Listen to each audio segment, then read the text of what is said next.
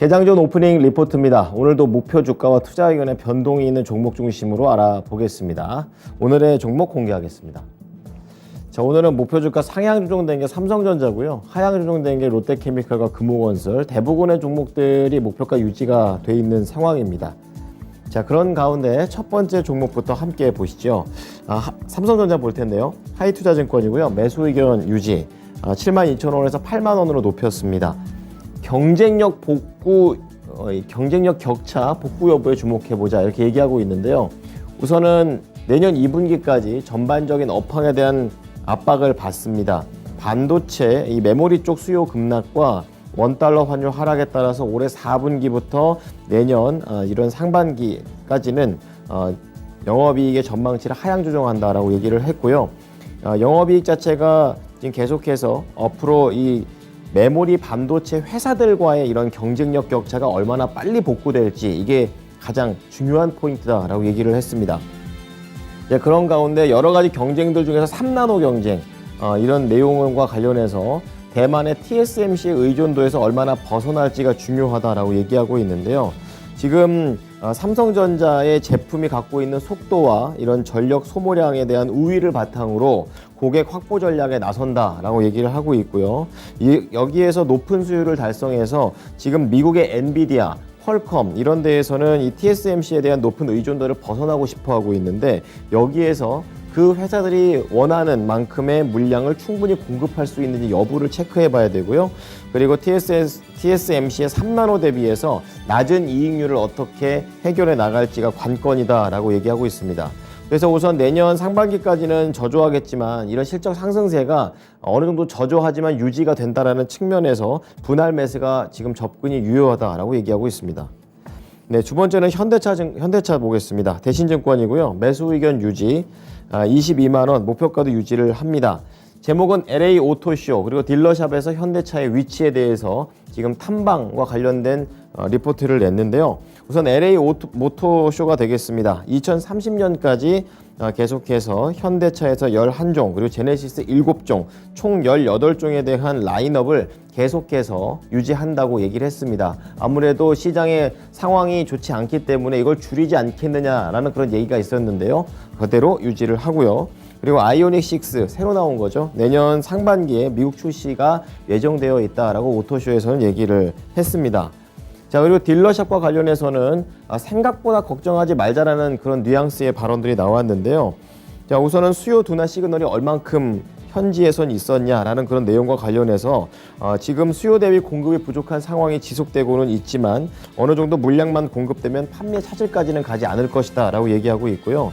이 미국의 인플레 관련해서 IRA 법안과 관련된 영향은 얼마나 있느냐라는 질문에 실제 판매에 있어서 제한적이다라고 좀 얘기를 하고 있습니다. 긍정적이었고요. 그리고 미국에 줄고 있는 현대차와 관련된 인센티브 현황은 어떠냐는 질문에 현재 거의 지급을 안 하고 있다는 부분을 보이면서 미국 내에서 현대차의 입지가 상당히 자리 잡았다는 것을 보여주고 있습니다.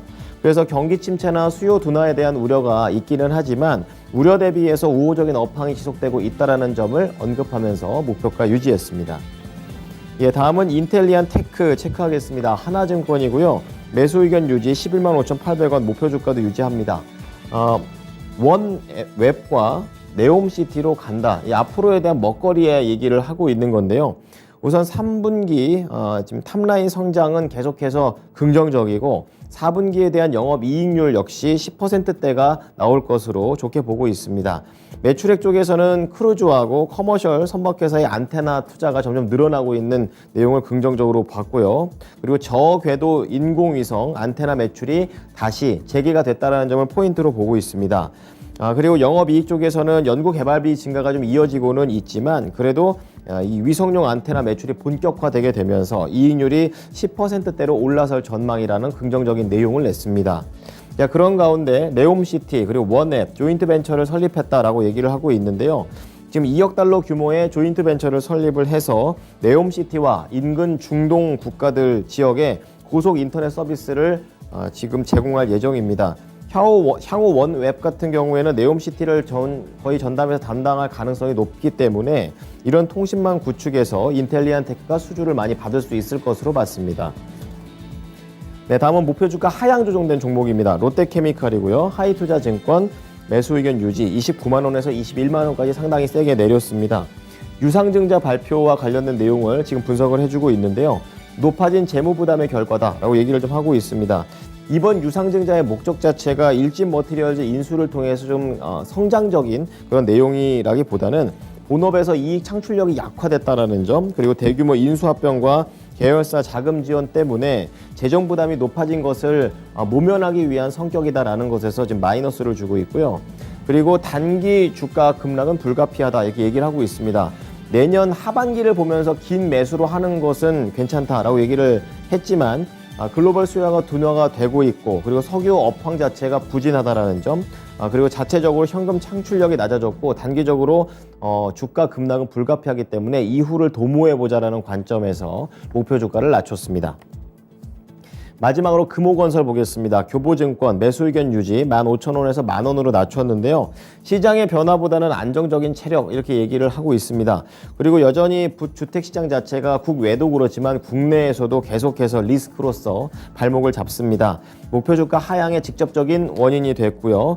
분양시장에 대한 둔화에 따라서 분양 계획이 축소가 되게 됐고요. 결국 실적 추정치까지 낮추게 되고 있습니다. 최근에 또 레고랜드 때문에 프로젝트 파이낸셜 문제 역시 건설업종에서 이 주가들이 동시에 받는 디스카운트를 이 종목도 같이 받고 있다고 얘기합니다.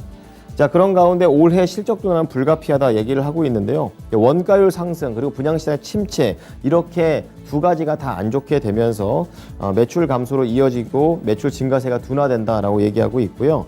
그리고 원자재 가격 상승에 따른 원가율 상승으로 이익이 큰 폭으로 감소하는데 영업이익이 시장 기대치가 320억 원입니다. 이 부분을 큰 폭으로 하회하게 되면서 목표 주가를 낮춰 잡았습니다. 지금까지 오프닝 리포트였습니다.